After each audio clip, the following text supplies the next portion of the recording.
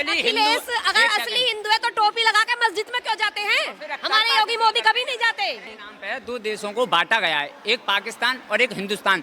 तो फिर इसको हिंदुस्तान को हिंदू राष्ट्र क्यों नहीं कर सकते, ये बताओ। आपत्ति किस बात पे आ रही है, मुझे ये बताओ। बहुत अच्छे नेता लगते हैं। लोग कह रहे प्रधानमंत्री बना देना चाहिए योगी। बिल्कुल बना देना चाहिए।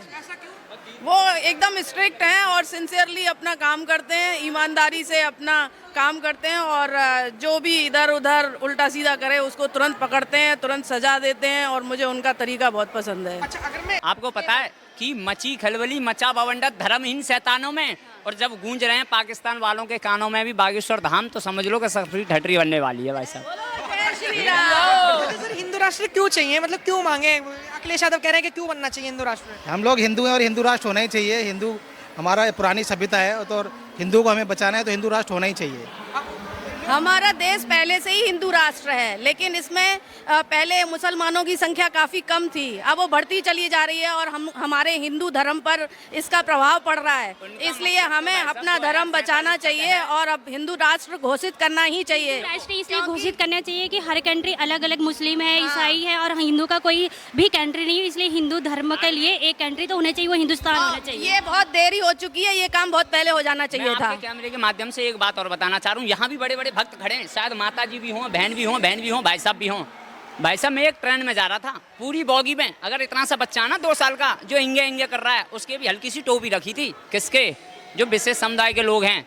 और लेकिन मैंने देखा अगर 5 साल का बेटा था, उसके त्रिपुंड है, तो 4 मोहल्ले वाला कह रहे हैं बड़ा पुजारी हो रहा है। अगर हो ना हमारी जैसी चोटी तो कहते हैं तेरी चोटी को हम तो काट देंगे, बड़ा पुजारी हो रहा है। तो हिंदू राष्ट्र कैसे बनेगा?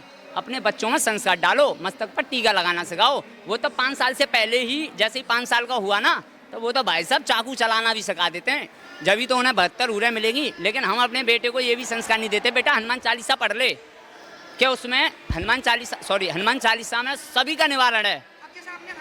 वगैरह इन सब चीजों की बात करी, वो कह रहे हैं कि अखिलेश यादव जी के योगी जी नकली हिंदू हैं, हम असली हिंदू हैं। हमारे अखिलेश अगर असली हिंदू है तो टोपी लगा के मस्जिद में क्यों जाते हैं? हमारे योगी मोदी कभी नहीं जाते। यार अख्तर पार्टी क्यों करते हैं? अगर अखिलेश जी हिंदू है तो टोपी लगा के मस्जिद में क्यों जाते हैं? मस्जिद में उनके साथ बैठ के खाना क्यों खाते हैं? उनकी तहरी क्यों खाते हैं? हमारे योगी तो नहीं जाते।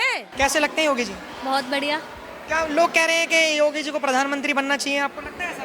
बिल्कुल बनना चाहिए। ऐसा क्या नहीं है उनमें जो वो प्रधानमंत्री बनने लायक नहीं है? आपको क्या लगता है? मैं तो बिल्कुल सपोर्ट में हूँ कि उनको बनना चाहिए। मतलब वो कह रहे हैं कि उनमें ऐसा है ही क्या, जैसे लाइक वो एक ही कपड़े भगवा वस्त्र में रहते हैं। तो ये तो अच्छा है ना कि उनके अंदर मोह माया नहीं है, कि वो उनको तन का लालच नहीं है कि उन्हें बहुत महंगे कपड़े पहनने हैं या उन्हें मतलब कुछ ऐसा दिखावा करना है, उन्हें बहुत बड़े बंगलों में या किसी कोठी में रहना है, ऐसा तो नहीं है ना। एक वस्त्र धारण करके सादा सिंपल साधु टाइप इंसान है वो, तो ये तो और अच्छी बात है हमारे देश के लिए कि एक ऐसा इंसान हमारे देश का प्रधानमंत्री बनेगा। सही बात। अब जैसे मान के चलो, वो कह रहे हैं, अखिलेश यादव जी को भी जानते होंगे आप? हाँ जी। वो कह रहे हैं कि अखिलेश यादव जी का अगर इस बार अगर योगी सरकार जीती 2027 में, तो कभी देश में चुनाव ही नहीं होंगे। ऐसा तो नहीं होगा कि कभी देश में चुनाव ही नहीं होंगे। चुनाव तो एक जो है देश को चलाने की प्रणाली है, वो चुनाव तो होंगे, लेकिन मैं नहीं चाहती कि उन जैसा कोई नेता उस पद को कोई धारण करे। हम जैसे जो सनातनी बच्चे होंगे वो यही चाहेंगे कि एक अच्छा और योग्य प्रधानमंत्री हमें मिले, जैसे योगी जी हैं, वो बहुत डिजर्विंग पर्सन है। आपने सनातनी की बात करी तो सर आप भी फ्रेम में आ जाइए, आप लोग भी आ जाइए। उन्होंने आपने जैसे सनातनी की बात करी, अखिलेश यादव जी कह रहे हैं कि देखो सच्चे सनातनी हम हैं, हम मतलब अखिलेश यादव जी।